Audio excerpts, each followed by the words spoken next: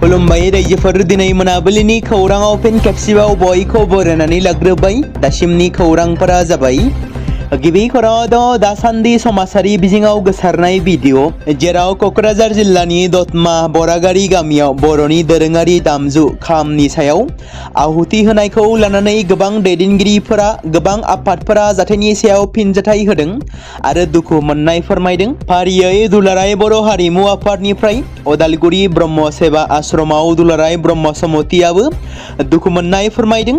दायो फिन आरोबाव बेबादि जाथाय जालांनायखौ दुखु मोननाय फोरमायबावदों। उदालगुरि जिल्ला दुलाराय बाथौ गौथुमा खौरां मेल खुंनानै जाथायनि सायाव फिनजाथाय होदों, जेराव मेलनि गेजेरजों गोख्रों रावजों बेबादि खामानिनि सायाव आहुति होनाय नखरनि सोद्रोमाफोरखौ थाबैनो निमाहा बियाब्ला बेनि सायाव आयेननि राहा लागोन होनना बुंथिदों एबा मोनसे केस फाइल थिसननाय जागोन होननानै बिथांमोना मोनसे खौरांगिरि मेल लानानै बुंथिदों। उदालगुरि जिल्ला दुलाराय बाथौ गौथुमा बुंनाय बायदिब्ला खाम आरो सिफुंनि सायाव आहुति बिथा खालामनानै जैग' आहुति होनानै हाबा दाननाय बे जाथाया जोंनि बर' हारिनि थाखाय जोबोर दुखुनांथाव आरो साननो गोनां जानानै फैदों। जों बर' हारिया जोंनि दामजु खाम सिफुं जथा सेरजा बेयो जोंनि हारिनि हारिमुखौ फोजौबोदों आरो फोसावबोदों। दिनैनि समाव GI टेग मोननो हालायनाय मोनसे थासारियाव सफैबाय आरो दिनै खाम सिफुं जथा सेरजाखौ लानानैनो बागुरुम्बा दोहौ मुलुगनां दिन्थिनो हानाय जाबाय। नाथाय बेबादि गनायजाथावै जाथायखौ गनायनानै लानो हाया। थाबैनो बिथांमोना निमाहा बिनांगौ होनना फोरमायदों। बेराफारसेथिं बेबादिनो क'क्राझार दतमा बरा गामिनि गंसे नखरनि हाबायाव खामानि सायाव आहुति होनायखौ लानानै उदालगुरि ब्रह्म सेवा आश्रमावबो दुलाराय ब्रह्म समितिनि खौरांगिरि मेलनि गेजेरजों बुङोदि थाबैनो बिथांमोना जोंनि गासै बर' हारिनि गेजेराव दुलाराय बाथौ आरो दुलाराय ब्रह्म धर्मनि खाथियाव निमाहा बिनांगौ, नङाब्ला गासै हारिखौनो आरो बर' हारिखौनो लाजि फोनांनाय जागोन होननानै फोरमायथिदों।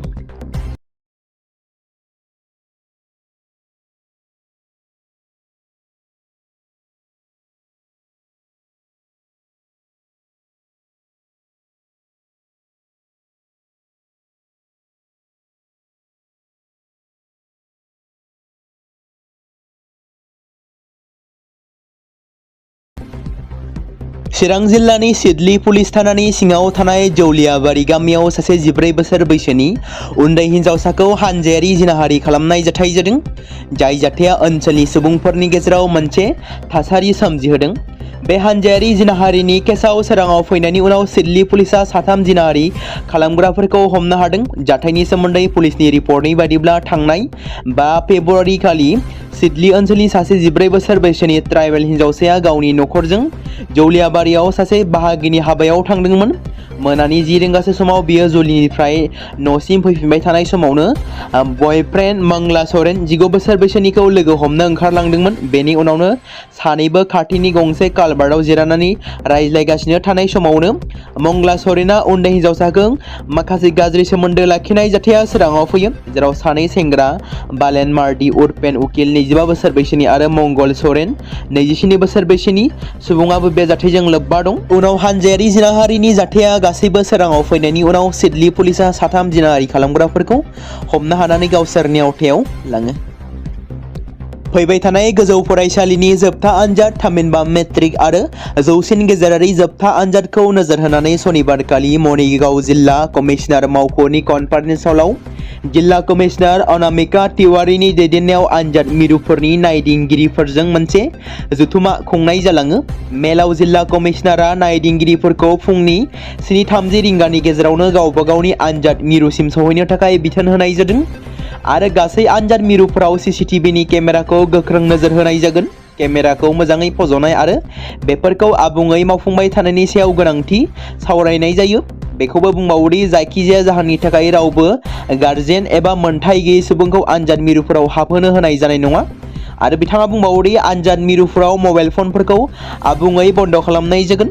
बिथाङा आनजादनि समाव मिरुफोराव सिरि थानो बिथोन होदों आरो जाहाथे आनजाद होगिरिफ्रा जेबो जेंना आरो जेंसिजों जाहाथे आनजादखौ मोजाङै लिरफुंनो हायो। बे मेलाव मरिगाव जिल्लानि सिनियर पुलिस सुपारिनटेन्डेन्ट अफ प्रकाश सनोवाल बिथाङा मिथिहोयोदि आनजाद नायग्राफोरखौ नागिरनायनि खामानिखौ पुलिसा मावफुंगोन। बिथाङा मिरुफोरनि गाहायफोरखौ बेबायदि बुंथिदों। मेघालयनि खैला खनियाव खैला बेफ्रुनायनि जाहोनाव थैनायनि अनजिमाया सा 25 जाबाय। गोबां मावदांसाफोरा दासिमबो खैला खनियाव थाबथानायनि सन्देह खालामनाय जादों। बे जाथायाव काचारनि काटिगरानि सा 6 मावथिफोरा जिउ गोमाबाय। श्रीभूमि आरो हाइलाकान्दिनि सासे मावथिया जिउ गोमादों। दासिमबो रैखाथि होनाय हाबाफारिया सोलिगासिनो दं। थैनाय सुबुंनि अनजिमाया बांबावनो हागौ होनना रिपर्टआव फोरमायदों। सासेनि मावथिफोरा देहा फाहामसालियाव गावसोरनि जिउजों जुजिगासिनो, जेराव गोब्राब जोखोम जानायनि जाउनाव बिथांमोना फाहामथाय लानो गोनां जादों।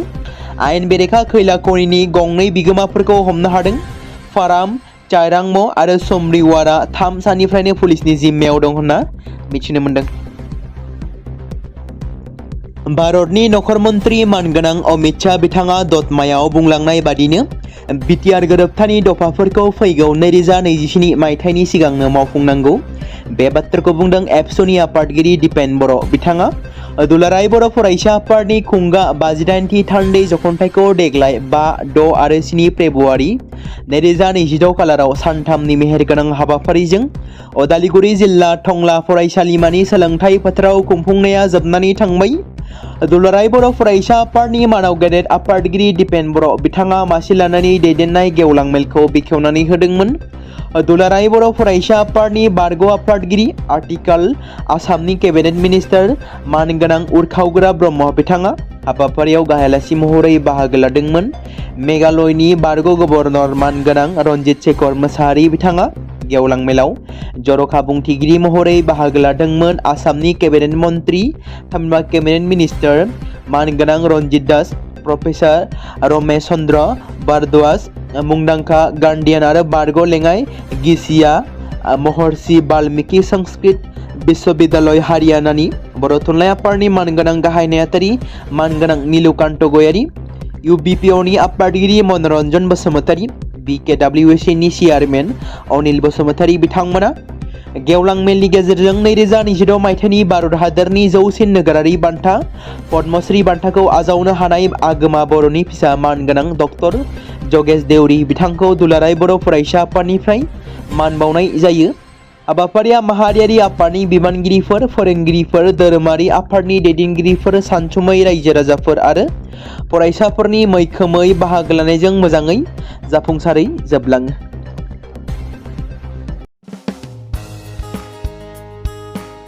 बे समाव मोनसे गोनां फोसावथाय बर' सावथुन नायनानै मोजां मोनग्रा गासै बर' रायजो राजाफोरनि गेजेराव लानानै फैदों मोनसे बर'नि OTT प्लेटफर्म गोनां, जाय प्लेटफर्मनि गेजेरजों नोंथांमोना बर'नि गोदान सावथुनफोरखौ नुनो मोनगोन। थांनाय माखासे बोसोर सिगां बर'नि गेजेराव लानानै फैनाय निउबो एप बायदिनो फिन आरोबाव लानानै फैदों बर' रायजो राजाफोरनि थाखाय। बे बाथ्राखौ मख'नाया गोनांदि 2025 मायथाइनि जानुवारि दानाव ओंखारनाय आंगो स्ट्रिम मुंनि मोनसे OTT प्लेटफर्म गोनां निउबो एपनि गेजेरजों नोंथांमोना गोबांथार बर'नि सावथुनफोर जेरै ट्रेजेडि, रमान्टिक, एक्शन आरो कमेडिजों बुंफबनाय सावथुनफोरखौ नुनो मोनगोन। जेरै सनानि नखर, थांखि गैयै समाज, अनसुला आफा, हिर', बिमा बायदि बाजै, अर, थैसाम, वान्टेड, संदान आरो रं नाम्बार बायदि सावथुनफोरा मख'जाथाव। बेफोर सावथुनफोरखौ नायनो थाखाय नोंथांमोना गिबियावनो आंगो स्ट्रिम एपखौ गावनि मबाइलाव थानाय प्ले स्ट'रनिफ्राय डाउनल'ड खालामनानै लोगोसे इनस्टल खालामनानै गावनि मबाइल नाम्बारजों लगइन खालामनानै लाग्रोनांगोन। बेनि उनाव नोंथांमोना गोबांथार नुनो मोनै सावथुनफोरखौ गुगोल पे, फन पे आरो पेटिएमजों रं नाम्बार सावथुनखौ नायनो थाखाय 60 रां आरो संदान सावथुनखौ नायनो थाखाय 80 रां, वान्टेड सावथुनखौ नायनो थाखाय 60 रां, थैसाम सावथुनखौ नायनो थाखाय 60 रां बेबायदिनो गोबांथार नुनो मोनै सावथुनफोरखौ नायनो थाखाय सुबिदा खालामनानै होदों आंगो स्ट्रिम प्लेटफर्मा। फिन नोंथांमोननि गेजेराव फोरमायबावनो लादों बर' सावथुन नायनानै मोजां मोनग्रा गासै बर' रायजो राजाफोरनि गेजेराव लानानै फैदों मोनसे बर'नि OTT प्लेटफर्म गोनां, जाय प्लेटफर्मनि गेजेरजों नोंथांमोना बर'नि नुनो मोनै सावथुनफोर जेराव गोजाम सावथुनफोरखौ नुनो मोनगोन। बे बाथ्राखौ मख'नाया गोनांदि 2025 मायथाइनि जानुवारि दानाव दिहुनजानाय आंगो स्ट्रिम मुंनि मोनसे OTT प्लेटफर्म गोनां एपनि गेजेरजों नोंथांमोना गोबांथार बर'नि ट्रेजेडि, रमान्टिक, एक्शन आरो कमेडिजों बुंफबनाय सावथुनफोरखौ नुनो मोनगोन। जेरै रं नाम्बार, संदान, वान्टेड, थैसाम, अर, बिमा बायदि बाजै, हिर', अनसुलाफा, थांखि गैयि समाज, सनानि नखर बायदि बायदि सावथुनफ्रा मख'जाथाव। बेफोर सावथुनफोरखौ नायनो थाखाय नोंथांमोना गिबियावनो आंगो स्ट्रिम एपखौ गावनि मबाइलाव थाखानाय प्ले स्ट'रनिफ्राय इनस्टल खालामनानै गावनि मबाइल नाम्बारजों लगइन खालामखांनायनि उनाव नोंथांमोना गोबांथार नुनो मोनै सावथुनफोरखौ गुगोल पे, फन पे आरो पेटिएमजों रं नाम्बार सावथुनखौ नायनो थाखाय 60 रां, संदान सावथुनखौ नायनो थाखाय 80 रां, वान्टेड सावथुनखौ नायनो थाखाय 60 रां, थैसाम सावथुनखौ नायनो थाखाय 60 रां, बेफोरबायदिनो अर सावथुनखौ नायनो थाखाय 60 रां पे खालामनांगोन। बेबायदिनो गोबांथार नुनो मोनै बर' सावथुनफोरखौ नायनो थाखाय सुबिदा खालामनानै होदों आंगो स्ट्रिम प्लेटफर्मआ।